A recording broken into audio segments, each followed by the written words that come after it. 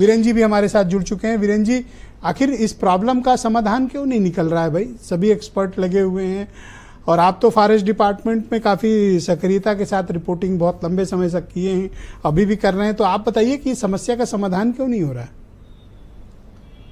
देखिए, पहले ये था कि भेड़ियों को पकड़ना है, फिर उनको गोली मारने के आदेश हुए, लेकिन भेड़िया कोई ऐसा तो बैठा नहीं कि कहीं बैठा है जाके आप उसको जाल डाल के पकड़ लीजिए। वो तो चलायमान जीव है, 1 घंटे में 2 घंटे में वो कितने किलोमीटर पार कर जाएगा। ये एक बड़ी समस्या आ रही है भेड़िए को पकड़ने में। लेकिन हम लोगों ने आदमखोर बाघ का आतंक देखा, कभी भेड़ियों का आतंक इस कदर नहीं देखा था जो इन दिनों देखने को मिल रहा है। इतना लंबा कभी ऐसा नहीं चला। हालांकि भेड़िए के चक्कर में बहुत सारे सियार मारे जा रहे हैं और सियारों की एक तरह से कहा जाए सामत आ गई है, यानी कि करे कोई भरे कोई, वो भी स्थिति थोड़ी सी बनी है। लेकिन ब्रजेश जी, भेड़ियों ने जितने शिकार बनाए हैं उसमें ज़्यादातर बच्चे हैं या महिलाएं हैं।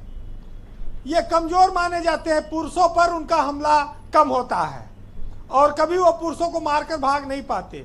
चूंकि झुंड में होते हैं, बच्चे और महिलाएं डर जाते हैं, लिहाजा उन पर ये हमला करके कामयाब हो जाते हैं।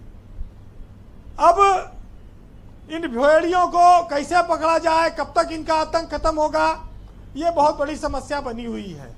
बहराइच का महसी जो तहसील है, इलाका है, वहाँ सबसे ज़्यादा आई है ये समस्या। और रात भर लोग जाग रहे हैं, बच्चे स्कूल नहीं जा रहे हैं, लोग बाजारें बंद हैं, शाम होते ही लोग घरों में आ जाते हैं। एक चीज़ जरूर भेड़िए के आतंक से कुछ राहत मिली है लोगों को कि कम से कम गांव में सोलर लाइट लग रही है, लोगों के घरों में दरवाजे लग रहे हैं और कुछ सड़कों पे खड़ंजे भी लग रहे हैं गाँव में जी। तो एक तरह से कह सकते हैं आप कि जो आपदा आई है उसमें थोड़ा अवसर भी लोगों के विकास का बना है, लेकिन ये अवसर बहुत छोटा है मानव जान की तुलना में।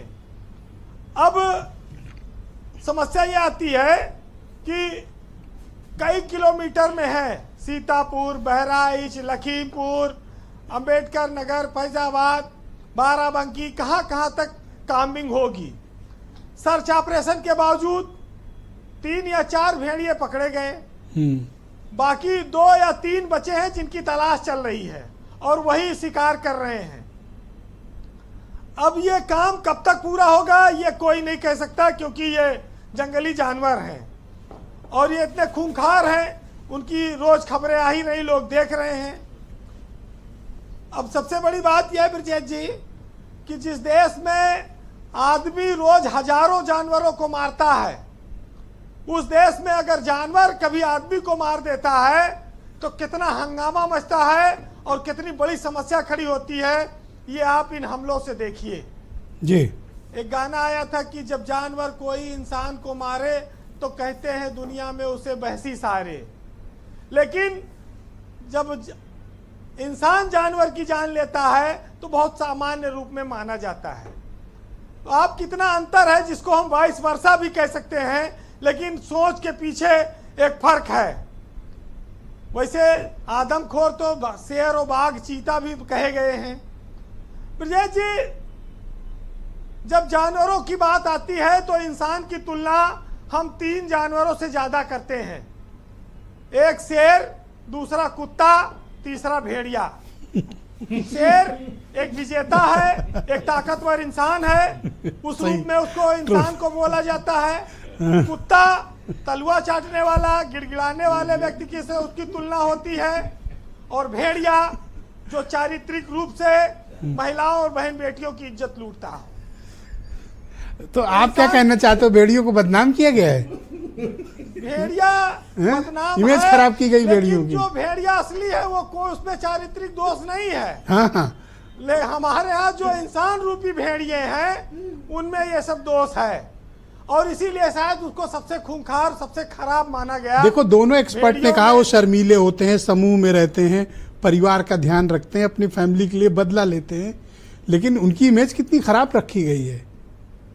देखिए, इसलिए कहा गया है कि भूख किसी भी चीज की हो वो किसी भी इंसान को भेड़िया बना देती है, और जब भेड़िया भूखा होता है तो वो सबसे ज्यादा खतरनाक होता है।